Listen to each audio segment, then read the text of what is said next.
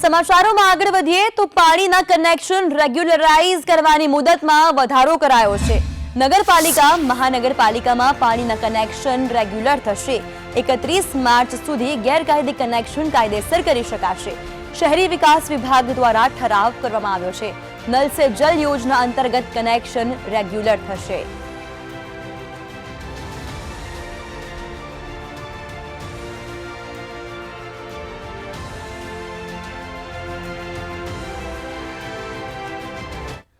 Corona कहर वच्चे पोरबंदर चौपाटी पर लोको सरकारी गाइडलाइन धजागरा उड़ावता जोवा मळ्या। पोरबंदर चौपाटी पर गुजरी बजार में लोकोनी भारे भीड़ जोवा मळी। तेमज कोरोना महामारी ने नजरअंदाज करी लोको सोशल डिस्टन्स अने मास्क वगर खरीदी करता पण जोवा मळ्या। लोकोनी आवी बेदरकारीने कारणे वधु लोको संक्रमित थई शके छे, छतां तंत्र द्वारा कोई कार्यवाही करवामां आवी नथी। तंत्र हजी पण घोर निंद्रामां होय तेम लागी रह्युं छे। सुरेन्द्रनगरना લીંબડીમાં કોંગ્રેસના સેન્સ કાર્યક્રમમાં સોશિયલ ડિસ્ટન્સના ધજાગરા ઉડ્યા હતા। અહીં ઉમટેલા ટેકેદારો કોરોના હજુ ગયો નથી તે વાત જાણે ભૂલી ગયા હતા અને ગ્રામ્ય વિસ્તારમાંથી અનેક ટેકેદારોના ટોળે ટોળા ઉમટી પડ્યા હતા।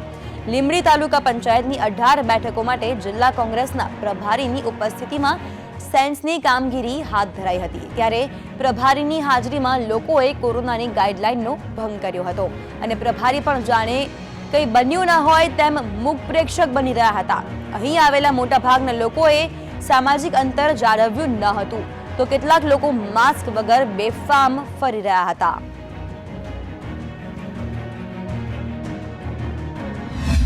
લીંબડી સર્કિટ હાઉસ ખાતે કોંગ્રેસ દ્વારા લીંબડી તાલુકા પંચાયતની 18 બેઠકોના ઉમેદવારોની સેન્સ લેવાની કામગીરી હાથ ધરાઈ રહી છે। આ કામગીરી દરમિયાન ગ્રામ્ય વિસ્તારમાંથી આવેલા મોટા ભાગના લોકો માસ્ક વગર અને સોશિયલ ડિસ્ટન્સના ધજાગરા જોવા મળી રહ્યા છે। અશ્વિન સિરાણા, સંદેશ ન્યૂઝ, લીંબડી। કોરોના કાળ વચ્ચે નવસારીમાં ફરી એકવાર નેતાઓની બેદરકારી સામે આવી। નવસારીમાં બિલીમોરા પાલિકાના ભાજપના હોદ્દેદારોએ ફરી કોવિડ-19ના ધજાગરા ઉડાડતા જોવા મળ્યા। કોરોનાના પ્રકોપને નજરઅંદાજ કરી ભાજપના નેતાઓએ ક્રિકેટ ટુર્નામેન્ટ યોજી શહેરીજનો સહિત પાલિકાના કર્મચારીઓના જીવ જોખમમાં મૂક્યા। પાલિકાના સત્તાધીશો સોશિયલ ડિસ્ટન્સ સહિત માસ્ક વગર ફરતા ફોટો સોશિયલ મીડિયા પર વાયરલ થયા। સોશિયલ ડિસ્ટન્સનું પાલન કરવા માટે અમે લોકો પહેલાંથી જ કહી દીધું હતું કે માસ્ક અને સોશિયલ ડિસ્ટન્સ જાળવવું। આયોજન નગરપાલિકા થકી હતું જ નહીં, નગરપાલિકાના કર્મચારી અને સદસ્યશ્રી વચ્ચે હતી એટલે એમના થકી જ કરવામાં આવ્યું છે, નગરપાલિકા દ્વારા નથી। આયોજન નગરપાલિકા બિલીમોરા નગરપાલિકા દ્વારા કરવામાં નહોતું, તે અહીંયાના સ્ટાફ અને સભ્યો દ્વારા આંતરિક એક નવા વર્ષની શુભ શરૂઆત કરીએ એ અંગે આ લોકોએ પ્લાનિંગ કર્યું હતું અને એ અંતર્ગત મેચો રમવામાં આવી હતી। જે અંગે અત્યારે ફોટા મને મળ્યા છે, જે રીતે અંગે જાણકારી મને મળી છે તે અંગે જે લોકોએ સોશિયલ ડિસ્ટન્સિંગ તથા માસ્કનું પાલન ન કર્યું હોય તે અંગે હું ચોક્કસથી પગલાં લઈશ અને તેમને દંડની કાર્યવાહી આગળ વધારીશ। ભાવનગરના સિહોર તાલુકાના ટાણા ગામે ખેડૂતોની બેઠક યોજાઈ। કૃષિ કાયદાના વિરોધને લઈને બેઠક યોજાઈ। આ બેઠકમાં ખેડૂતલક્ષી પ્રશ્નોની ચર્ચા કરવામાં આવી। ખેડૂતોના પાક વીમા, દિવસે 8 કલાક વીજળી સહિતના મુદ્દાઓ પર ચર્ચા કરવામાં આવી। આ સાથે જ સૌની યોજનાનું પાણી સિંચાઈ માટે મળવું જોઈએ તેવી બાબતો પર ખેડૂત આગેવાનો દ્વારા ચર્ચા કરી અને રણનીતિ તૈયાર કરાઈ છે। આ બાબતે ખેડૂતો મામલતદારને રજૂઆત કરવા માટે જશે। જો તંત્ર દ્વારા યોગ્ય પગલાં નહીં લેવાય તો આગામી દિવસમાં ઉગ્ર આંદોલન પણ કરવામાં આવશે। દરના વરસાદ અમારે બેન દીકરીને રાત્રે પાણી વાળવા જવાની પરિસ્થિતિ ઊભી છે એટલે અમારી માંગણી એ છે કે ખેડૂત પણ એ માણસ છે, કોઈ જનાવર નથી, એટલે ખેડૂતોને છે ને દિવસે લાઇટ મળવી જોઈએ ને, 12 કલાક લાઇટ મળવી જોઈએ। ઉદ્યોગપતિઓને મળે છે તો ખેડૂતને કેમ ના મળે? કૃષિ બિલને દરેક રાજ્યની માતૃભાષામાં કન્વર્ટ કરી અને દરેક ગ્રામ પંચાયત અને દરેક મંડળીઓને આપવામાં આવે, જેથી એમાં એનું પોતાનું શું હિત છે અને શું અહિત છે એ સ્પષ્ટપણે સમજી શકે। કારણ કે માત્ર કહેવાયથી આ શક્ય નથી હોતું, રેકર્ડ ઉપર હોય છે, ઓલવેઝ રાઇટ રેકર્ડ। મુખ્યમંત્રી કિસાન સહાય યોજનાની ગાઈડલાઈન મુજબ 18 ઓક્ટોબરના રોજ 92 mm એટલે કે 4.5 ઇંચ વરસાદ પડ્યો છે, તો અત્યાર સુધી તંત્ર છે ક્યાં? કલેક્ટર સાહેબે 7 દિવસની અંદર રજૂઆત કરવાની હોય છે, કેમ નથી કરવામાં આવી? તેમજ મુખ્યમંત્રી દ્વારા સર્વે કરાવવાનો હોય છે. સર્વે કેમ કરાવવામાં નથી આવ્યો? તો માવઠાની સહાયક સિહોર હકદાર છે તો અત્યાર સુધી ચૂકવવામાં કેમ નથી આવ્યું? તો અમારે કિસાન ક્રાંતિ ટ્રસ્ટ વતી એ જ રજૂઆત છે કે ભાઈ જે કલ્પસરના નામે વર્ષોથી જે ફાઇલ સરકારી ઓફિસોમાં પડી છે, જેના નામ ઉપર તમે 3300 કરોડનો ખર્ચ બતાવો છો, સ્થળ ઉપર એનું કોઈ કામ થયું નથી. જે પ્રશ્નો છે તો એની અંદર ખેડૂતોએ જણાવેલ કે એટલા પ્રશ્નો છે. આજે 3 અધ્યાદેશ છે ખેડૂત વિરોધી છે, તે 3 કાયદા રદ થવા જોઈએ અને પાણીની સમસ્યા વિકટ બની છે ત્યારે સૌની યોજના દ્વારા તળાવ ભરવામાં આવે એવી માંગણી છે. મહેસાણા દૂધસાગર ડેરીની આવતીકાલે ચૂંટણી યોજાવાની છે, જેનું કાઉન્ટડાઉન શરૂ થઈ ગયું છે. ચૂંટણી પહેલા પશુપાલકો વિપુલ ચૌધરી પર ભ્રષ્ટાચારના આરોપ લગાવી રહ્યા છે અને વિપુલ ચૌધરીની હાર નિશ્ચિત હોવાનું કહીને રોષ વ્યક્ત કરી રહ્યા છે. આપણી સાથે કેટલાક પશુપાલકો છે, એમની પાસેથી જાણીશું. કાકા, ખાસ વાત કરીએ તો આવતીકાલે ચૂંટણી છે, કેવી તૈયારી અને કેવો જુસ્સો? પરિવર્તન પેનલનો જુસ્સો છે અને આવતીકાલની તૈયારી પૂરેપૂરી છે. અમારી 15 સીટો પર અમે જીત મેળવીશું. પશુપાલકો એ વિશ્વાસ જે મૂક્યો છે એ માટે અમે પરિવર્તન પેનલ જે વિજય જ મેળવીને જંપીશું અને દૂધસાગર ડેરીનું સુકાન સંભાળીશું. બિલકુલ એમના કેમ્પો ખાલી થઈ ગયા છે. બિલકુલ હવાથી એક મતદારને ગોતવા નીકળ્યા છે, મતદાર મળતા નથી. મતદાર ક્યાંક બજારમાં સામો મળી જાય તો કહે છે કે હું પરિવર્તન પેનલમાં જોડાઈ ગયો છું, એટલે હતાશ થઈ ગયા છે. અત્યારે હેઠો મૂકી દીધો છે. ફક્ત કાલ સાંજની રાહ જોઈ રહ્યા છે અને રાત્રે મતદાનની ગણતરી થશે ત્યારે એ લોકોએ હાર સ્વીકારી લીધેલી છે. એ વાત સાચી છે. બીજી ડેરીઓ કરતાં આપણા ડેરીના ભાવ બહુ ઓછા મળે છે અને પશુપાલકોનો સ્વયંભૂ રોષ છે. બરાબર, એટલે અશોકભાઈની પેનલ 100% વિજયી થવાની શંકાના સ્થાન નથી. માનનીય સ્વર્ગીય શ્રી માનસીભાઈ અને સ્વર્ગીય શ્રી મોતીભાઈ ચૌધરીએ જે બીજ રોપેલા છે, એમને જે ગામડાના ખેડૂતો પશુપાલન રાખી અને પોતાનું જીવન વ્યવસાય કરી શકે એ માટે એમનું જે દીર્ઘ દ્રષ્ટિ હતી, એને પરિણામે એક મહેસાણાની અંદર શ્વેત ક્રાંતિ ઊભી કરી અને ડેરીની સ્થાપના કરી, જેને છેલ્લા 15 વર્ષથી વિપુલભાઈએ ભ્રષ્ટાચારના ગંગોત્રી બનાવી દીધી છે. ચંદ્રેશ ઝા સાથે મુકેશ જોશી, સંદેશ ન્યૂઝ, મહેસાણા. રાજકોટમાં જેતપુરમાં પાણીની લાઇનને લઈને વિવાદ થયો છે. અમરનગરના ખેડૂતોએ GWILની ઓફિસનો ઘેરાવ કર્યો છે. ખેડૂતોએ પુરસ્કારના ચેકની નોટિસ ફાડીને વિરોધ કર્યો છે. પાઇપલાઇન 25 મીટરના બદલે 9 મીટર કરવાની માંગ કરી છે. જમીન સંપાદનનું વળતર ચૂકવવા પણ માંગ કરી છે. પાઇપલાઇન નાખવાના ભાડા બાબતે કલેક્ટરને રજૂઆત કરાઈ છે. તો 30થી વધુ ગામના 2000 ખેડૂતોને અસર કરે છે આ પાણીની લાઇન.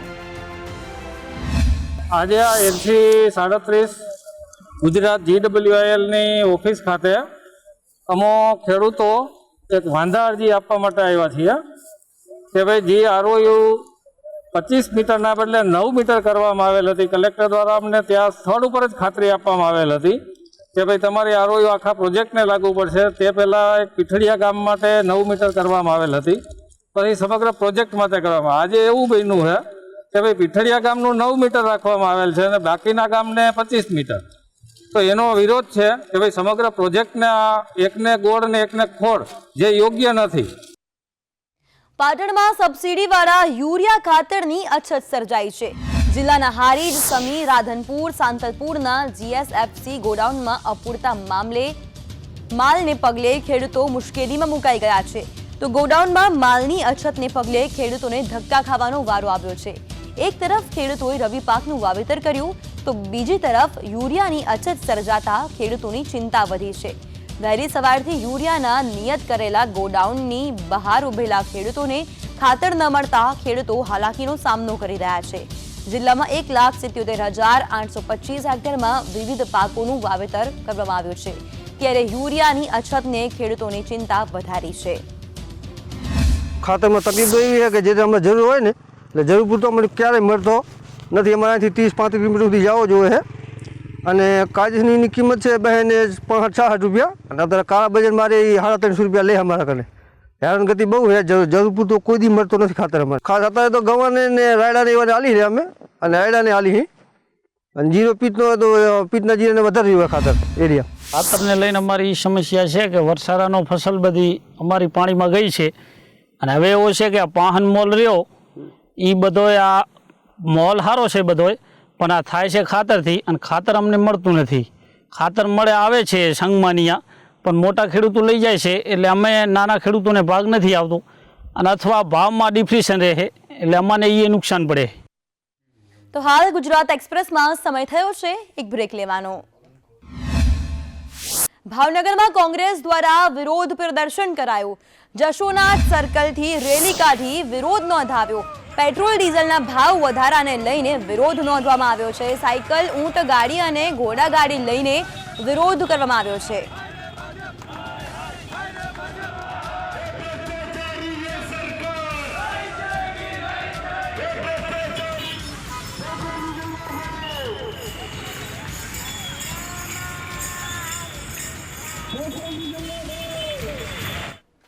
સાબરકાંઠામાં પોલીસ કોન્સ્ટેબલ ઉપર હુમલો કરાયો છે. પોશીનાના દેલવાડામાં પોલીસ કોન્સ્ટેબલ ઉપર હુમલાના પ્રકરણ બાદ બીટીપી કાર્યકર્તા દ્વારા પોશીના સેવા સદન ખાતે પોલીસની કાર્યવાહી વિરુદ્ધ આવેદનપત્ર આપવામાં આવ્યું છે. આપને જણાવી દઈએ કે ગુણભાખરી ગ્રામવાસીઓની અને પોલીસ વચ્ચે અથડામણ થયું હતું, જેને લઈને પોલીસ કોન્સ્ટેબલ ઉપર હુમલાના કેસમાં પોલીસ દ્વારા ગ્રામજનોને ફસાવીને ખોટા કેસ કરી હોવાનો આક્ષેપ ગ્રામજનો કરી રહ્યા છે.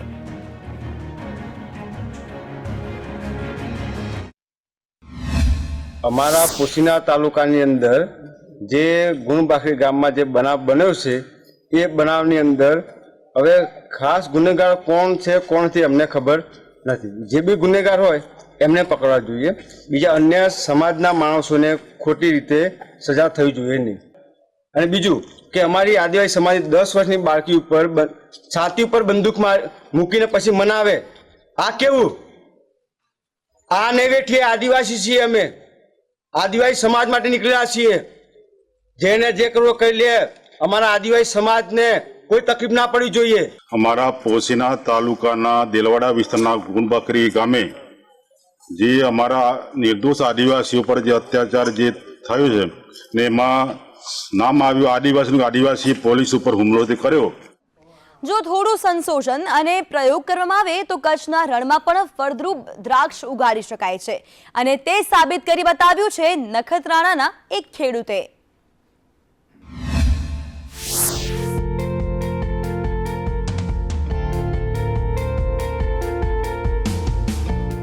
આ દ્રાક્ષ કચ્છના નખત્રાણામાં ઉગેલી છે.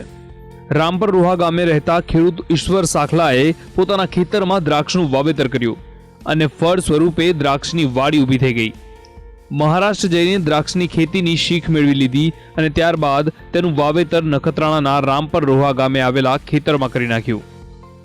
સામાન્ય રીતે આપણાથી પહેલાં કચ્છની અંદર 3 થી 4 ખેડૂતોએ પ્રયત્ન કરેલા હતા, પણ એમની પણ અમે લગાવ્યા પહેલાં મુલાકાત લીધેલી, પણ અમને એવું લાગ્યું કે એ લોકોના મિસમેનેજમેન્ટ હોય કે બીજા કોઈ પ્રશ્ન હોય જેના લીધે તેઓ દ્રાક્ષની ખેતીમાં સફળ થઈ શક્યા નહોતા. અને આ બધા પરિબળોને ધ્યાનમાં રાખી અને 2014થી લઈ અને પ્રથમ 3 વર્ષ સુધી અમે મહારાષ્ટ્રના નાસિક વિસ્તારના 5 ખેડૂતોને પસંદ કર્યા અને એ ખેડૂતોની હર મહિને અમે વિઝિટ લીધી. તે 5 ફાર્મની હર મહિને એ લોકોએ કેટલી ટ્રીટમેન્ટ કરી અને શું એમને ફેરફાર કર્યા, શું બગીચાની અંદર ફેરફાર દેખાણા, આની અમે નોંધ લીધી. આ બધું સર્વે કર્યા પછી 2017માં અમે વાવેતર કરી અને ત્યારબાદનું રિઝલ્ટ આપણી સામે અહીં નજર સામે જ છે, જે આપ જોઈ શકો છો. કચ્છના ખેડૂતોએ કેસર કેરી, દાડમ, શક્કરટેટી, કલિંગર, સીતાફળ, ચીકુ, જામફળ, મોસંબી જેવા અનેક પાકનું સફળતાપૂર્વક વાવેતર કર્યું છે. દ્રાક્ષના છોડને દર બીજા દિવસે પાણી જોઈતું હોય છે. એક છોડ દીઠ 32 લીટર પાણીની જરૂર પડે છે. 1 એકરમાં દ્રાક્ષના 950 છોડ ઊભા કરવામાં આવે છે. અંગૂરની ખેતીમાં 1000 TDSની આજુબાજુ પાણી જોઈશે અને ખાતર અને સ્પ્રેનો ખર્ચો એ સમજી લો કે દાડમ કરતાં ડબલ છે. અને એનામાં સમજી લો કે આપણે 1 એકરે 1 લાખની આસપાસ ખાતર અને સ્પ્રેનો ખર્ચો એટલો થઈ જાય. જમીન આમ તો ફળદ્રુપ અને કોરી નિતાર શક્તિવાળી અને ફળદ્રુપ હોય તો એના માટે બેસ્ટ રહેશે. કાળી જમીન પણ ચાલે, પણ જેટલી નિતાર શક્તિ થોડી હોય એનામાં તો એ સારામાં સારી રહેશે. કચ્છમાં દ્રાક્ષની ખેતી કરીને માત્ર 4 જ વર્ષમાં ખેડૂતે લાખોની કમાણી કરી લીધી છે. પરંતુ ગત વર્ષે કોરોના કાળ, ઠંડી અને વરસાદે પાકની સ્થિતિ બગાડી નાખી છે અને માટે જ ખેડૂતો સરકાર પાસે મદદની અપેક્ષા રાખી રહ્યા છે. ભરત જોશી, સંદેશ ન્યૂઝ, નખત્રાણા. ખેડામાંથી કાર ચોરીનું કૌભાંડ ઝડપાયું છે. 13 લક્ઝુરિયસ કાર સાથે એકની ધરપકડ કરાઈ છે. નંબર પ્લેટ અને ચેઝિસ નંબર બદલીને કાર વેચતો હતો.